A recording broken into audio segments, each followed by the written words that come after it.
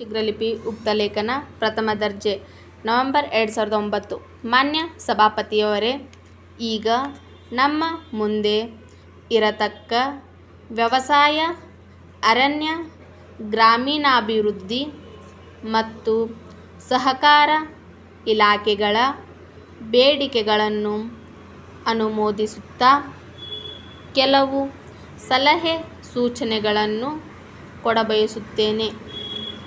ಈ ದಿವಸ ಈ ವಿಷಯದ ಮೇಲೆ ಈಗಾಗಲೇ ಅನೇಕ ಮಾನ್ಯ ಸದಸ್ಯರುಗಳು ಮಾತನಾಡಿದ್ದಾರೆ. ಅವರೆಲ್ಲರೂ ಮಾತನಾಡುವಾಗ ವ್ಯವಸಾಯ ಇಲಾಖೆಗೆ ಸಾಕಷ್ಟು ಹಣವನ್ನು ಒದಗಿಸಿರುವುದಿಲ್ಲವೆಂದು ಹೇಳುವುದು ವಾಡಿಕೆಯಾಗಿರುತ್ತದೆ. ಆದರೆ ಸರ್ಕಾರದವರು ಒದಗಿಸಿರುವ ಈ ಹಣ ಸರಿಯಾಗಿ ವೆಚ್ಚವಾಗಿರುತ್ತದೆಯೇ ಅಥವಾ ಇಲ್ಲವೇ ಎಂಬುದನ್ನು ನಾವು ಪರಿಶೀಲಿಸಬೇಕಾದುದು ಅತ್ಯಗತ್ಯ. ಇವತ್ತಿನ ದಿವಸ ಸರ್ಕಾರದವರು ದೊಡ್ಡ ದೊಡ್ಡ ಜಲಸಂಪನ್ಮೂಲ ಇಲಾಖೆಗೆ ಹಾಗೂ ಬಾವಿಗಳಿಗೆ ಖರ್ಚು ಮಾಡುತ್ತಿರುವ ಹಣವೆಲ್ಲ ವ್ಯವಸಾಯದ ಅಭಿವೃದ್ಧಿಗೆ ಹೊರತು ಮತ್ತೆ ಯಾವುದಕ್ಕೂ ಅಲ್ಲ ಎನ್ನುವುದನ್ನು ಸ್ಪಷ್ಟಪಡಿಸುತ್ತೇನೆ. ಆದರೆ ನಾನಾ ಇಲಾಖೆಗಳಿಗೆ ಮಂಜೂರು ಮಾಡಿಕೊಡುತ್ತಿರುವ ಹಣ ಸರಿಯಾಗಿ ಖರ್ಚಾಗುತ್ತಿದೆಯೇ ಅಥವಾ ಇಲ್ಲವೇ ಎನ್ನುವುದನ್ನು ನಾವು ಅಷ್ಟಾಗಿ ಗಮನಿಸದಿರುವುದು ವಿಷಾದಕರ ಸಂಗತಿಯಾಗಿರುತ್ತದೆ ಮತ್ತು ನಾವು ಖರ್ಚು ಮಾಡತಕ್ಕ ಹಣಕ್ಕೆ ಸರಿಯಾದ ಪ್ರತಿಫಲ ನಮಗೆ ಈ ದಿವಸ ದೊರೆಯುತ್ತಿದೆಯೇ ಅಥವಾ ಇಲ್ಲವೇ ಎಂಬುದರ ಕಡೆಗೆ ಗಮನ ಕೊಡದೇ ಇರುವುದು ಸಹ ವಿಷಾದಕರವಾದ ಸಂಗತಿ. ವ್ಯವಸಾಯ ಇಲಾಖೆಯಲ್ಲಿರತಕ್ಕ ಲೋಪದೋಷಗಳನ್ನು ತೊಡೆದು ಹಾಕಿ ರೈತನಿಗೆ ಅನುಕೂಲ ಮಾಡಿಕೊಡುವ ಹಾಗೆ ಸೂಕ್ತ ವ್ಯವಸ್ಥೆಯನ್ನು ಮಾಡಿಕೊಡಬೇಕೆಂದು ನಾನು ಈ ಸಂದರ್ಭದಲ್ಲಿ ಹೇಳಬಯಸುತ್ತೇನೆ. ಇನ್ನು ಅಭಿವೃದ್ಧಿಯ ಕೆಲಸ ಕಾರ್ಯಗಳ ಬಗ್ಗೆ ಹೇಳುವುದಾದರೆ, ನಾವುಗಳು ಹೆಚ್ಚು ಹಣವನ್ನು ವಿದ್ಯಾಭ್ಯಾಸಕ್ಕೆ ಮತ್ತು ಜಲಸಂಪನ್ಮೂಲ ಇಲಾಖೆಗೆ ಖರ್ಚು ಮಾಡಬೇಕಾಗಿದೆ. ಈ ಎರಡು ಇಲಾಖೆಗಳಿಗೆ ಅವರು ಸಮರ್ಪಕವಾಗಿ ಹಣವನ್ನು ಕೊಟ್ಟಿದ್ದಾರೆ. ಇಂತಹ ಬರಗಾಲ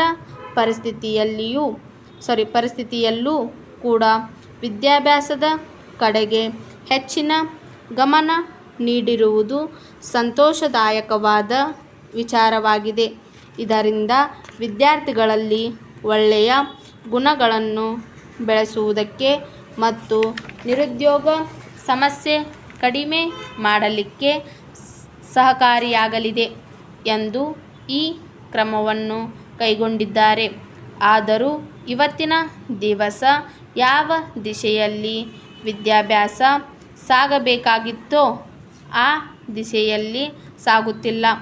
ಅದಲ್ಲದೆ ಈಗಾಗಲೇ ಸರ್ಕಾರದವರು ರಾಜ್ಯದ ನಾನಾ ಭಾಗಗಳಲ್ಲಿ ಸಣ್ಣ ಮತ್ತು ಮಧ್ಯಮ ಪ್ರಮಾಣದ ಹಾಗೂ ಭಾರೀ ಪ್ರಮಾಣದ ನೀರಾವರಿ ಯೋಜನೆಗಳನ್ನು ಕೈಗೊಂಡು ಮುಗಿಸಿದ್ದಾರೆ.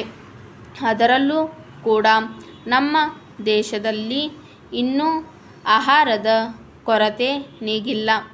ಆಹಾರದ ಕೊರತೆಯನ್ನು ನೀಗಿಸಲು ಸರ್ಕಾರದವರು ಜಲಸಂಪನ್ಮೂಲ ಇಲಾಖೆಗಾಗಿ ಇನ್ನೂ ಹೆಚ್ಚಿನ ಹಣವನ್ನು ಒದಗಿಸಬೇಕೆಂದು ನಾನು ಕೋರಿಕೊಳ್ಳುತ್ತೇನೆ.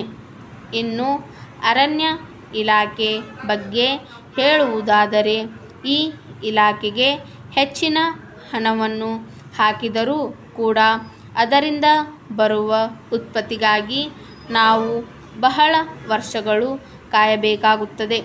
ಅದಲ್ಲದೆ ನಾವು ಭೂ ಸಂಪತ್ತಿಗೆ ಹೆಚ್ಚಿನ ಗಮನವನ್ನು ನೀಡಬೇಕು.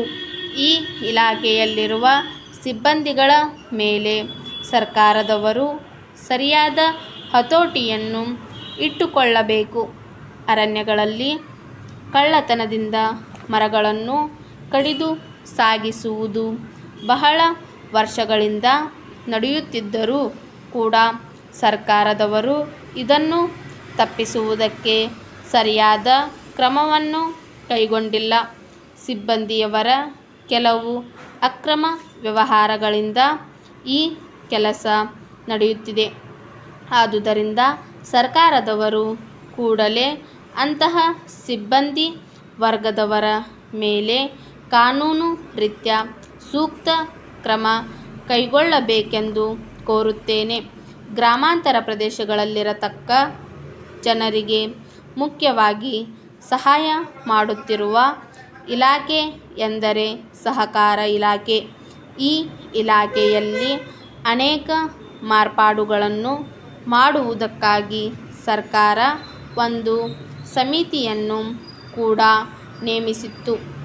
ಈ ಸಮಿತಿಯು ಗ್ರಾಮಾಂತರ ಪ್ರದೇಶಗಳಲ್ಲಿ ನ್ಯಾಯಬೆಲೆ ಅಂಗಡಿಗಳನ್ನು ತೆರೆಯುವ ಕಾರ್ಯಕ್ರಮ ಹಾಕಿಕೊಂಡಿರುವುದು ತುಂಬ ಹೆಮ್ಮೆಯ ವಿಚಾರವಾಗಿದೆ.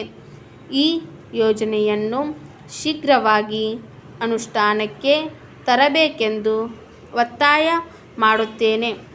ಗ್ರಾಮಾಂತರ ಪ್ರದೇಶಗಳಲ್ಲಿ ನ್ಯಾಯಬೆಲೆ ಅಂಗಡಿಗಳನ್ನು ತೆರೆದು ನಿರುದ್ಯೋಗಿ ಪದವೀಧರರಿಗೆ ಅವಕಾಶಗಳನ್ನು ನೀಡುವುದರಿಂದ ನಿರುದ್ಯೋಗ ಸಮಸ್ಯೆಯನ್ನು ಸ್ವಲ್ಪ ಮಟ್ಟಿಗೆ ಬಗೆಹರಿಸಿದಂತಾಗುತ್ತದೆ. ಈ ಯೋಜನೆಯು ನಿಜಕ್ಕೂ ಶ್ಲಾಘನೀಯವಾಗಿರುವುದರಿಂದ ಆದಷ್ಟು ತ್ವರಿತವಾಗಿ ಜಾರಿಯಾಗಬೇಕೆಂದು ಮಾನ್ಯ ಸಚಿವರಲ್ಲಿ ವಿನಂತಿ ಮಾಡಿಕೊಳ್ಳುತ್ತೇನೆ. ಮಾನ್ಯರೇ, ಕನ್ನಡವನ್ನು ಆಡಳಿತ ಭಾಷೆಯಾಗಿ ಕಾರ್ಯರೂಪಕ್ಕೆ ತರುವ ಬಗ್ಗೆ ಕನ್ನಡ ಸಾಹಿತ್ಯ ಪರಿಷತ್ತಿನ ಅಧ್ಯಕ್ಷರು ದಿನಾಂಕ 10ನೇ ನವೆಂಬರ್ 1970ರಂದು ಬರೆದಿರುವ ಪತ್ರವನ್ನು ಈ ಪತ್ರಕ್ಕೆ ಲಗತ್ತಿಸಿ ಕಳುಹಿಸಿರುತ್ತೇನೆ. ಈ ಪತ್ರವನ್ನು ತಾವು ಕೂಲಂಕಷವಾಗಿ ಪರಿಶೀಲಿಸಬೇಕೆಂದು ನನ್ನ ಆಸೆ. ಕನ್ನಡ ಸಾಹಿತ್ಯ ಪರಿಷತ್ತಿನ ಅಧ್ಯಕ್ಷರನ್ನು ಆಹ್ವಾನಿಸಿ ಅವರೊಡನೆ ಈ ವಿಷಯದ ಬಗ್ಗೆ ವಿಚಾರ ವಿನಿಮಯ ಮಾಡುವುದು ಸೂಕ್ತವೆಂದು ಕಾಣುತ್ತದೆ. ಏಕೆಂದರೆ ಸರ್ಕಾರಿ ಇಲಾಖೆಗಳಲ್ಲಿ ಯಾವ ಯಾವ ಹಂತಗಳಲ್ಲಿ ಕನ್ನಡವನ್ನು ಆಡಳಿತ ಭಾಷೆಯಾಗಿ ಕಾರ್ಯರೂಪಕ್ಕೆ ತರಬಹುದೆಂಬುದನ್ನು ಅವರು ತಿಳಿಸಿದ್ದಾರೆ. ಅಲ್ಲದೆ ಹಾಗೆ ವಿಚಾರ ವಿನಿಮಯ ಮಾಡುವುದರಿಂದ ನೀವು ಅವರ ಸಹಕಾರವನ್ನು ಪಡೆದಂತೆಯೂ ಆಗುತ್ತದೆ.